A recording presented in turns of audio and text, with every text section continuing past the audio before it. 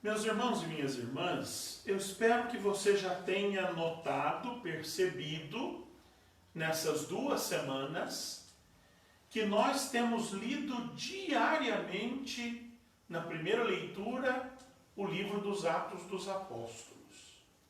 Desde o domingo de Páscoa, nós começamos a ler sequencialmente o livro dos Atos dos Apóstolos.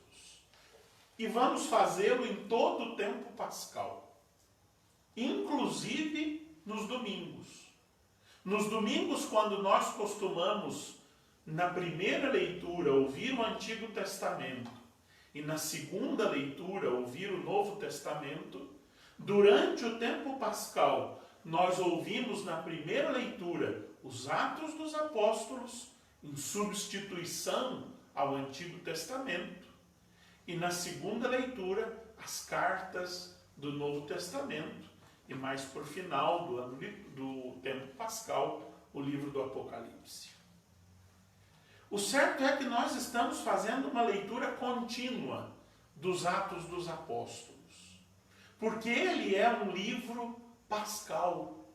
É um livro que nos conta os primeiros efeitos da Páscoa de Cristo na comunidade cristã primitiva. Conta-nos a origem do cristianismo, conta-nos a nossa história, a história da comunidade à qual pertencemos pelo batismo.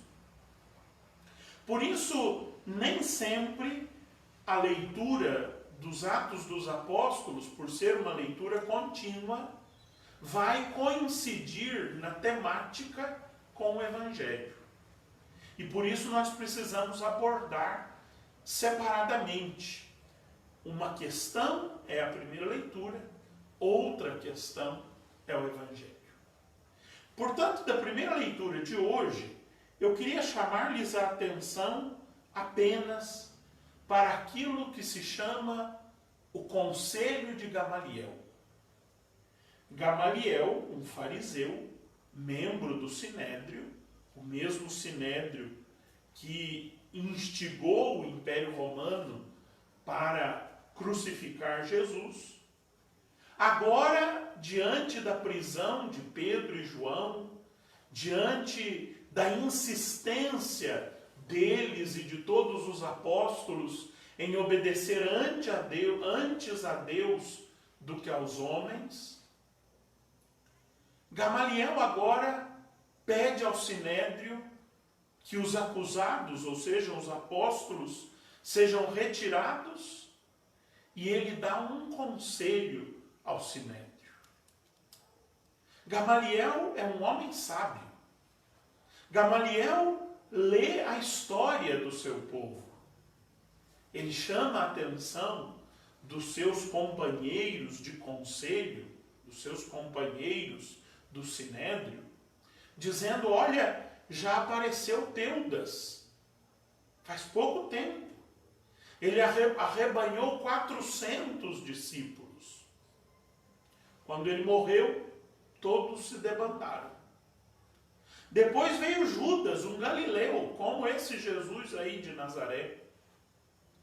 Judas também, quando morreu, todo mundo, e ele arrebanhou uma multidão, todo mundo se dispersou.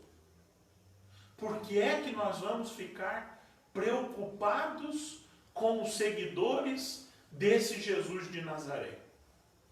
É preciso ser sábios, diz Gamaliel aos seus conselheiros.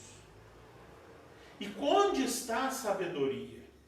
A sabedoria está em reconhecer que se a obra é humana, ela vai acabar por si só.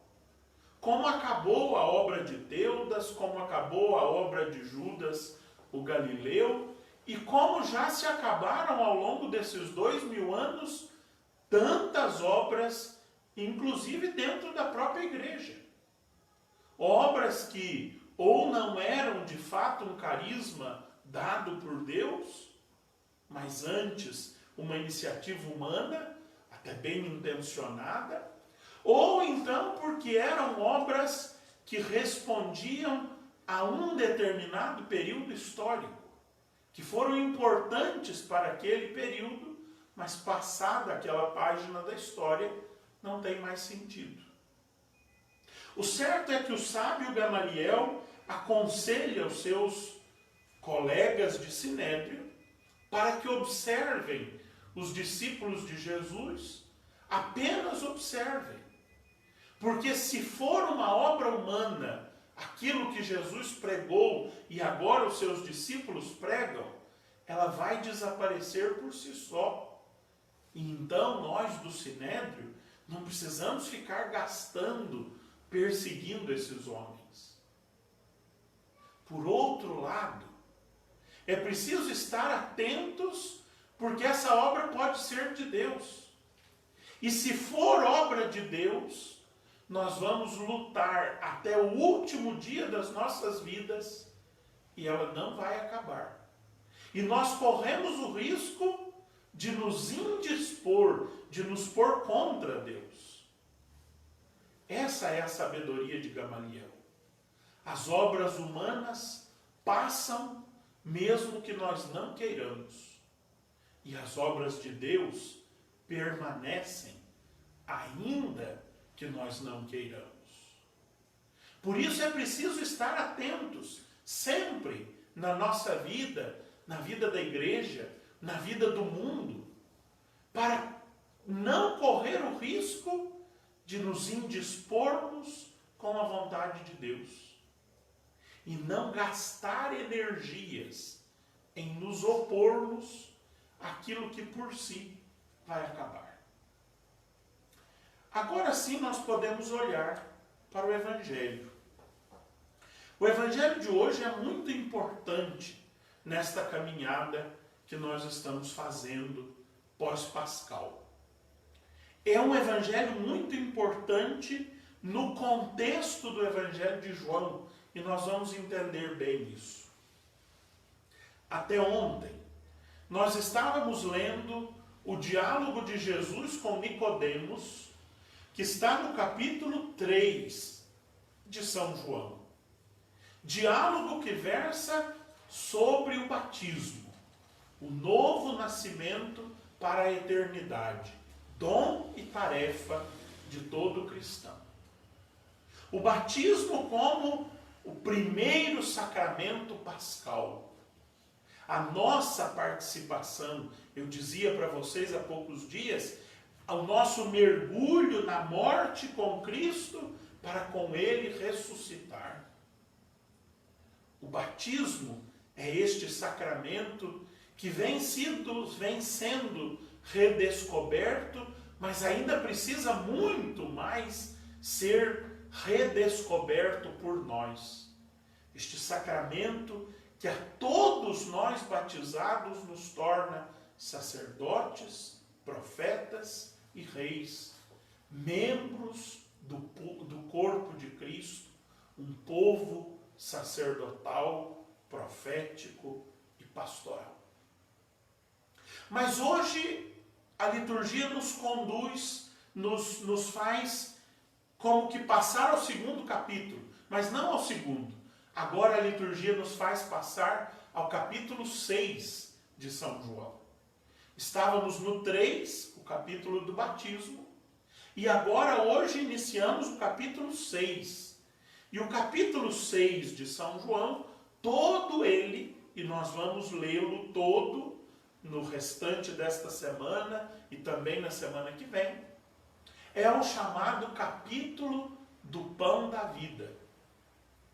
Porque é o capítulo no Evangelho de João onde Jesus institui a Eucaristia.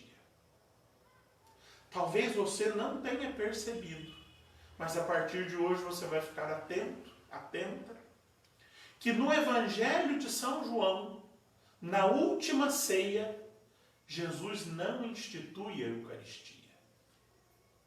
O relato que nós ouvimos na Quinta-feira Santa, no Evangelho, que é o relato joanino da última ceia, não fala que Jesus tomou o pão, tomou o vinho, deu graças, repartiu e deu a seus discípulos, como nós repetimos em toda a Santa Missa. Este relato da instituição da Eucaristia na última ceia, com estes mesmos verbos eucarísticos do Evangelho de João, tomou, pegou, deu graças, partiu e distribuiu. Esses 4 verbos eucarísticos. Com estes mesmos 4 verbos, os outros evangelhos, os chamados sinóticos, Mateus, Marcos e Lucas, e também Paulo, no mais antigo relato da instituição da Eucaristia, no capítulo 11 da primeira carta aos Coríntios, situa a instituição da Eucaristia na última ceia. Mas João não o faz. João diz que na última ceia, diferentemente de todos os outros, Mateus, Marcos, Lucas e também Paulo, João diz que na última ceia, Jesus pegou uma bacia, um jarro e um avental, amarrou na cintura e começou a lavar os pés dos apóstolos. Por isso nós repetimos todos os dias a instituição da Eucaristia na última ceia, mas na quinta-feira santa, no dia da instituição da Eucaristia, nós recordamos o Evangelho de São João e repetimos o lava-pés. Se João não institui a Eucaristia na última ceia, onde é que Jesus instituiu a Eucaristia para São João? No sinal dos pães que nós acabamos de ouvir no Evangelho. Nestes primeiros 15 versículos do capítulo 6, este sinal, este gesto, esta obra realizada por Jesus, que provoca um grande discurso que nós vamos começar a ler amanhã. Mais de 60 versículos vêm agora depois do sinal dos pães, onde Jesus vai explicar na concepção de João o que é a Eucaristia, o que é o pão da vida, e nós vamos procurar entender nestas nossas partilhas da próxima semana. O que é importante nós percebermos aqui hoje? Primeiramente, eu queria fazer para você, não sei se você está aí com a sua Bíblia, se você estiver, pegue o Evangelho de João, capítulo 6, versículos de 1 a 15. A primeira coisa que eu queria que vocês percebessem é que não existe a palavra milagre. O Evangelho de João, ele inteirinho, não tem a palavra milagre. João usa a teologia do sinal. Para São João, Jesus não faz milagres. Jesus realiza sinais. Qual é a diferença entre milagre e sinal? Milagre é alguma coisa que tem sentido em si mesma. Eu tenho alguém paralítico e eu faço um milagre e essa pessoa começa a andar. Qual é o objetivo do milagre? Curar a paralisia. Curada a paralisia, o milagre está encerrado. Ele tem sentido em si mesmo.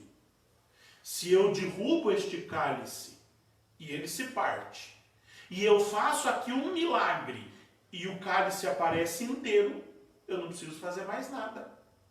O significado, o sentido, o escopo, o objetivo do milagre está nele mesmo, reconstruir o cálice. Diferentemente do sinal. O que é o sinal? O que é o sinal de trânsito, por exemplo? É algo que não tem sentido em si mesmo. Você me chamaria de louco se eu chegasse diante do sinal de trânsito e ficasse lá parado dizendo assim, verde, amarelo, vermelho. amarelo, verde, amarelo, vermelho. Você me chamaria de louco, com toda a razão. Por quê? Porque eu estaria buscando no sinal um sentido em si mesmo. E o sinal não tem sentido em si mesmo. O sinal tem um sentido que o transcende. Eu vejo verde, mas entendo siga. Não está escrito siga. Verde não é sinônimo de siga. Mas eu vejo o sinal e transcendo o sinal, entendendo o que o sinal quer me dizer. Se eu paro no sinal, ele não resolveu nada. Diferentemente do milagre. Por isso São João não usa a palavra milagre. Ele usa a palavra sinal. E São João diz no seu evangelho que Jesus realizou 8 sinais. O primeiro, o sinal de Caná da Galileia. O último, o 8º, o sinal da revitalização de Lázaro, que nós já vimos na Quaresma. O sinal dos pães é mais um sinal do Evangelho de João. Então, a primeira coisa que eu queria que você percebesse comigo é que não há aqui milagre. Há aqui sinal. E sinal significa algo que precisa transcender o material para que se encontre dele o sentido. Segunda coisa, essa é um pouquinho mais desafiadora, porque nós temos uma certa vacina contra isso que eu vou dizer para vocês. Mas eu queria que você relesse o Evangelho e cuidado, porque se você estiver com a sua Bíblia aí na mão, talvez haja um títulozinho antes do início do Evangelho. Eu não estou falando desse título que o editor da Bíblia muitas vezes põe, mas eu estou falando do texto evangélico, este que nós ouvimos na missa, na liturgia. E eu queria que você percebesse que dentro do texto do Evangelho, entre o númerozinho 1 e o númerozinho 16, dentro deste espaço, não fora naquele título que não é texto bíblico, mas é edição do editor da Bíblia, dentro do texto bíblico, entre o versículo 1 e o númerozinho que indica o início do versículo 16, ou você pode ir até o último versículo do capítulo 6, não existe a palavra multiplicação. Nem sequer o verbo multiplicar ou algum outro verbo correlato, ou seja, que signifique a mesma coisa de multiplicar. É preciso que nós tenhamos atenção para isso. Por quê? Porque os editores da Bíblia costumaram a colocar aqueles subtítulos dentro do Evangelho que não existem no texto original, são do editor bíblico. E eles costumaram escrever aí como subtítulo desta cena do Evangelho, multiplicação dos pães. Mas meu irmão, minha irmã, preste bem atenção. No versículo 11, diz assim: Jesus tomou os pães, deu graças e distribuiu-os aos que estavam sentados. Distribuir é um verbo correlato ao verbo dividir. E nós aprendemos lá da primeira à quarta série do ensino fundamental que existem 4 operações matemáticas: soma e subtração, uma oposta à outra. A soma é o contrário da subtração e a subtração é o contrário da soma. E as outras 2 são multiplicação e divisão. E igualmente, multiplicação é o contrário de divisão e divisão é o contrário de multiplicação. Logo, o que há aqui é divisão dos pães e não multiplicação dos pães.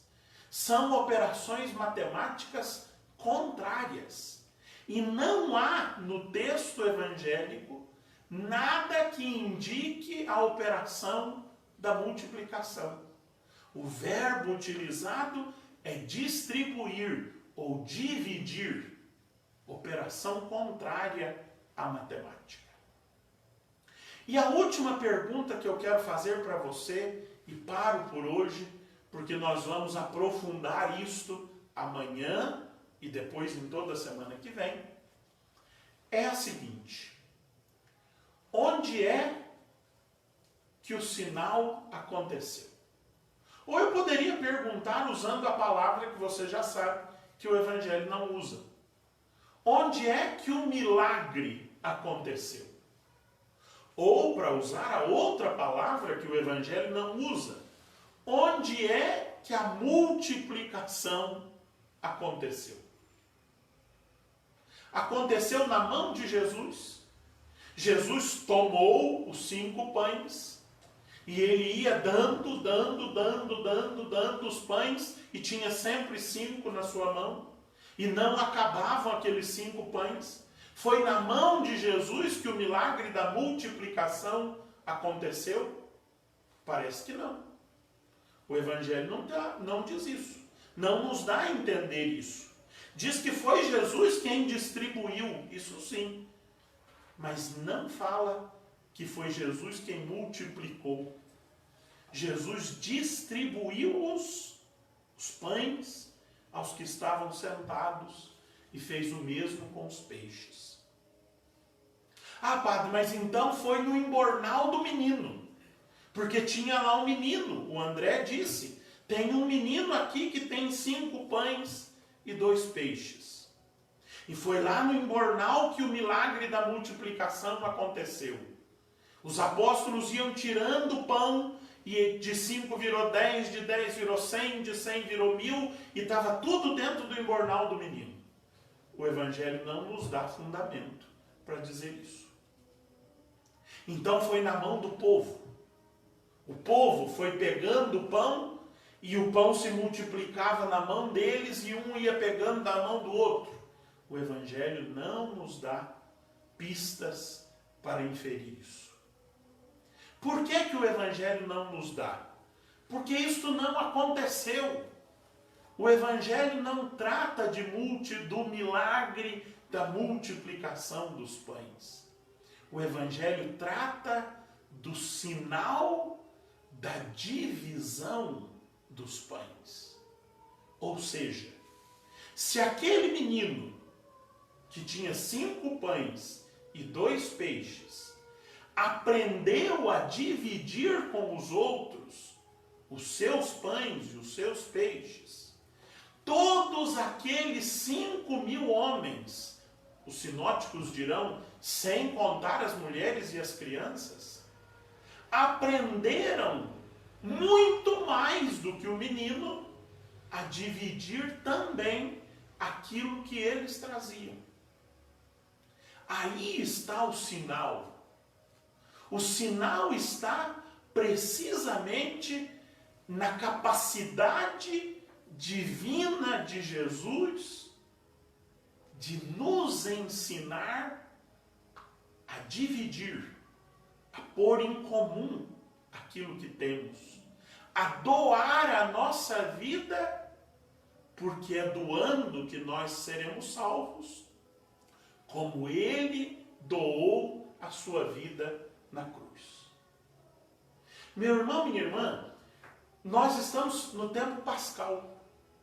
E talvez a gente já possa aqui começar a compreender o que Jesus vai nos explicar no resto do sermão. O que está acontecendo com o pão é o que vai acontecer com Jesus. Jesus está aqui fazendo o pão morrer e ressuscitar. Porque quando nós dividimos, nós pensamos que perdemos, mas na verdade nós ganhamos. É morte e ressurreição. Por isso o pão repartido, e você vai ver na Eucaristia que daqui a pouco eu vou repartir o pão, eu vou partir o pão. A Eucaristia não é o sacramento do pão inteiro. A Eucaristia é sempre o sacramento do pão repartido. Porque é repartindo que o pão sacia a todos. E é nos repartindo, dando a nossa vida, entregando a nossa vida, como Cristo fez até as últimas consequências, que nós participamos da sua morte e ressurreição. Já participamos pelo batismo, mas em cada Eucaristia, de novo, nós participamos da morte e ressurreição de Cristo, na morte e ressurreição do pão e do vinho. Porque, meu irmão, minha irmã, não existe pão se o trigo não morrer. Não existe vinho se a uva não morrer. Se a uva sofresse do pecado original que nós sofremos, e na hora da vindima, ou na hora da pisa, ela dissesse, a partir do seu egoísmo, eu não quero me repartir, eu quero tudo para mim, ela seria eternamente uva, e nunca seria o doce e bom vinho. Para que a gente entenda de forma cômica, ela seria, até hoje, depois de 2000 anos, no máximo, uva passa. E a gente colocaria no arroz. Uva passa, e nada mais do que isso. Mas como a uva não egoísta, não escrava do pecado original, como a uva aceitou, porque não é livre, e por isso não pode ser escrava do pecado, como a uva, na sua falta de liberdade, aceitou ser morta, aceitou ser esmagada, aceitou desaparecer, aceitou morrer, ela ressuscita no vinho. E o vinho é muito melhor do que a uva. O trigo, a mesma coisa. Se o grão de trigo, o próprio Cristo disse, não morrer, ele permanece só um grão de trigo. Mas se ele morrer, ele dá fruto. E o pão é um fruto do trigo amassado, do trigo macerado, do trigo moído, mas que agora se torna um bonito e agradável pão. É isso que Jesus está nos propondo com o sinal dos pães. Que nós façamos da nossa vida, como Ele vai fazer da sua vida na morte e ressurreição, um dividir-se para ressurgir. E aqui agora sim nós podemos admitir, um dividir-se para multiplicar. Só há verdadeira multiplicação se nós aprendermos a dividir. Todos nós já fizemos esta experiência. Aqui em Cariaçu nós fizemos domingo passado, de aprender a dividir um pouquinho de cada um. E quanto é a fartura quando todos abrem suas mãos para repartir. Nos nossos encontros de pastoral, eu tenho 15 anos de padre e mais quase 10 de formação. E estou enfronhado na lida pastoral nesses 25 anos. E eu testemunho para vocês. Eu nunca vi uma reunião de pastoral, aonde se pediu, cada um traz um pouquinho para a gente colocar em comum, que faltasse comida ou bebida. Pelo contrário, sempre sobra e sempre vai para a casa paroquial. Amém.